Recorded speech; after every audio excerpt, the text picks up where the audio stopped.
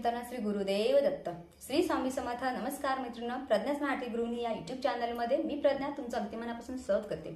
साती असरा म्हणजे काय, साती असऱ्यांचे किती प्रकार आहेत, त्यांना कोणता नैवेद्य दिला जातो, साती असरांचे नाव काय आहेत आणि साती असरांचा मंत्र कोणता आहे याबद्दल मी आज तुम्हाला सविस्तर माहिती घेऊन आलेली आहे। त्यापूर्वी मी तुम्हाला सांगू इच्छिते, या अगोदर मी साती असरा ओळखायच्या कशा किंवा तुम्हाला साती असरा आहेत की नाहीत हे कसं जाणून घ्यायचं यावरती व्हिडिओ टाकला होता आणि तिथे मला भरभरून कमेंट्स आल्या आणि त्याचाच रेफरन्स घेऊन मी आमच्या गावामध्ये पिंगळे काका आहेत की जे साक्षात साती असराचे ब्राह्मण आहेत, त्यांची ही 4थी का 5वी पिढी आहे की जे साती असरांचे अजून सेवेकरी आहेत। ते नित्यनेमाने साती असरांची पूजा करतात आणि नंतरच ते कामाला जातात। तर त्यांच्याकडून वेळात वेळ काढून मी त्यांच्यासोबत कॉन्टॅक्ट करून माहिती गोळा करण्याचा छोटासा प्रयत्न केलेला आहे आणि त्यांनी जी मला माहिती सांगितलेली आहे तर ती एका कागदावरती लिहून घेऊन मी तुम्हाला माझ्या थ्रू सांगण्याचा छोटासा प्रयत्न करत आहे। त्यामुळे मैत्रिणींनो, तुम्ही माझा हा व्हिडिओ नक्की पहा। व्हिडिओ आवडलास तर लाईक करा, शेअर करा आणि कमेंट बॉक्समध्ये कमेंट्स करायला विसरू नका आणि तसंच प्रज्ञाच मराठी गृहिणी या युट्यूब चॅनलला सबस्क्राईब करा। तर मैत्रिणींनो, साती असरा म्हणजे 7 नद्यांचं उगम झालेलं एखादं ठिकाण असतं, तिथे साती असरा वसलेले असतात किंवा बसलेले असतात आणि साती असरा दर्शन देतात। आमच्या पिंगळे काकांना बऱ्याच वेळेस साती असरांनी दर्शन दिलेलं आहे आणि त्यांच्या त्या अंगामध्ये सुद्धा येतात। ते साती असराचे पुजारी आहेत, त्यांची ही 5वी पिढी आहे की जे पुढे ना पुढे कोणाला ना कोणाच्या स्वरूपामध्ये त्या पुढे जात आहेत आणि त्या प्रत्येक घरामधल्या एका तरी मुलाला प्रसन्न होतात आणि त्यानंतर त्यांचं जे वंश आहे तर ते पुढे चालला जातो। तर अशी प्रथा अजूनही आमच्या गावामध्ये आहे आणि त्या पिंगळे काकांना अजूनही साती असरा दिसतात, त्यांना त्या प्रसन्न होतात। त्यांच्याकडूनच माहिती घेण्याचा छोटासा प्रयत्न केलेला आहे। आय होप तुम्हाला माझा हा व्हिडिओ नक्कीच आवडेल। तर मैत्रिणींनो, साती असरा ह्या प्रत्येकाच्या गावामध्ये कुठे ना कुठेतरी असतात। तुम्ही नाव ऐकलेलं असतं की ते साती असरा आहेत, 7 असरा आहेत। त्यांचं मंदिर हे भव्य दिव्य स्वरूपामध्ये नसतं, तर छोटंसं साधारण झाडाखाली किंवा एखाद्या नदीखाली नदीच्या जवळ त्यांचं मंदिर असतं छोटंसं आणि त्यांच्या ज्या मूर्त्या असतात तर त्या अशा रेखीव वगैरे नसतात, तर आबडधोबड सेंदूर माखलेल्या त्यांच्या मूर्त्या असतात आणि त्यांना शिळा म्हटलं जातं, तो मूर्ती म्हटलं जात नाही। तर साती असरांचे जे काही आबडधोबड मूर्त्या आहेत त्यांना शिळा या नावाने ओळखलं जातं। साती असरांचे 3 प्रकार पडतात, त्यातला पहिला प्रकार आहे तो म्हणजे देवरूपी, दुसरा प्रकार आहे यशरूपी आणि तिसरा प्रकार आहे दैत्यरूपी। आपण ज्या असरांची पूजा करतो त्यांना यशरूपी या नावाने ओळखलं जातं, कारण की दैत्यरूपी आणि देवरूपी यांचे प्रकार वेगळे आहेत, यांचे नावं सुद्धा वेगळी आहेत। यावरती जर तुम्हाला सेपरेट व्हिडिओ हवा असेल तर कमेंट बॉक्समध्ये कमेंट्स करा, मी यावरती सुद्धा संपूर्ण व्हिडिओ आणण्याचा प्रयत्न नक्कीच करेल। तर मैत्रिणींनो, साती असरा ह्या जलदेवता आहेत, ह्या एखाद्या जलाचं रक्षण करत असतात आणि बऱ्याच वेळेस बघा तुम्ही पूर्वीच्या लोकांकडून ऐकलं असणार आहे की आमच्या शेतामध्ये आम्ही विहीर घेतली, साती असरा तिथे सापडल्या किंवा साती असरा प्रसन्न झाल्या आणि तेव्हापासून आमच्या घरामध्ये धनधान्याची कमतरता भासलेली नाही किंवा कितीही भयंकर दुष्काळ येऊ द्या आमच्या विहिरीचं पाणी आटलं नाही असं आपण प्रख्याती ऐकलेली असते। तर हे खरं असतं, कारण की हा श्रद्धेचा भाग आहे। तुम्हाला मुळात ही अंधश्रद्धा वाटेल, परंतु हो मैत्रिणींनो, प्रत्येकाच्या गावामध्ये प्रत्येकाच्या ठिकाणीमध्ये कोणाच्या ना कोणाच्या शेतामध्ये साती असरा ह्या असतात म्हणजे असतातच।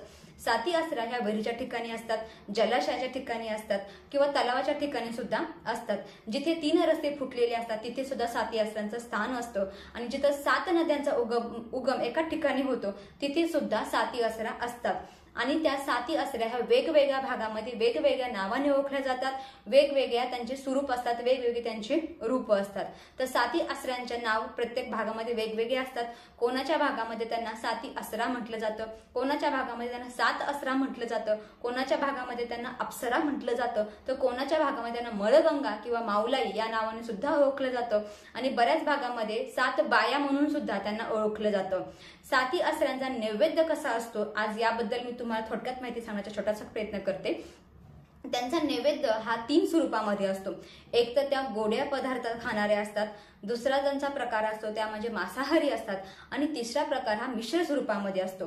त्यांचा नैवेद्य सुद्धा प्रत्येक भागामध्ये वेगवेगळा असू शकतो आणि यापूर्वी मी व्हिडिओमध्ये सांगितलं होतं तर त्या मांसाहारी सुद्धा असतात। तर हो, पिंगळे काकांनी सुद्धा याचा उल्लेख बोलता बोलता केला होता की त्यांना मांसाहारीचा सुद्धा नैवेद्य चालतो। आता गोडा नैवेद्य म्हणजे कसा, तर 7 ज्या आसरा असतात तर त्यांना दही भाताचा आणि एखाद्या गोडा पदार्थांचा नैवेद्य दाखवला जातो आणि त्या गोड असतात किंवा त्या शांत स्वभावाच्या असतात.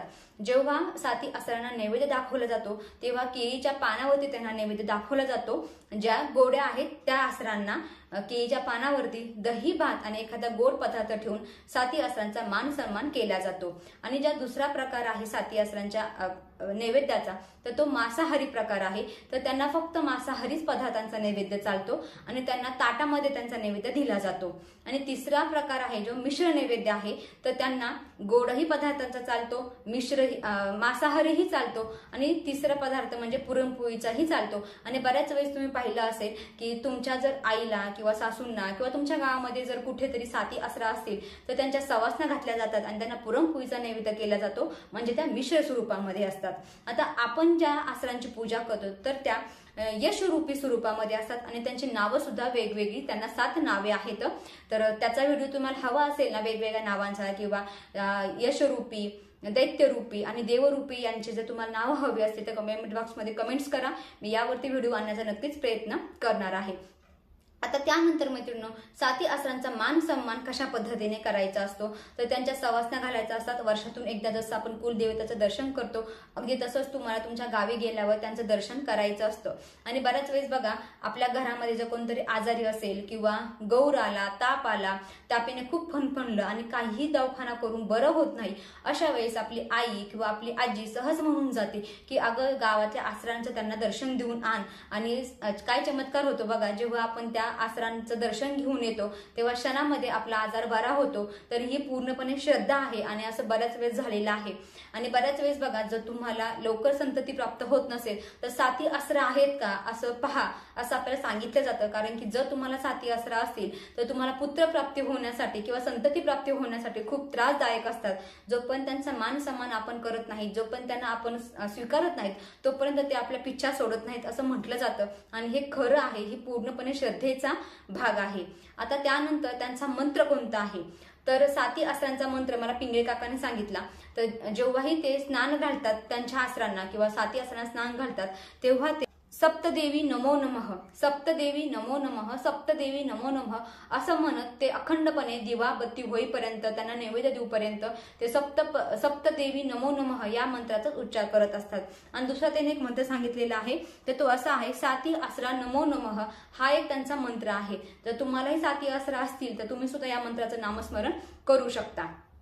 आता त्यांचा मान सन्मान कसा करायचा तर आपण जशी परडी भरतो, आपण तुळजापूरच्या देवीची किंवा कोल्हापूरच्या देवीची परडी भरतो अगदी तसंच 7 आसरांची दुर्डी भरली जाते. तुम्ही ऐकलं असेल देवीची परडी आणि 7 आसराची दुर्डी. तर आपण देवीची परडी भरतो आणि 7 आसराची दुर्डी भरली जाते.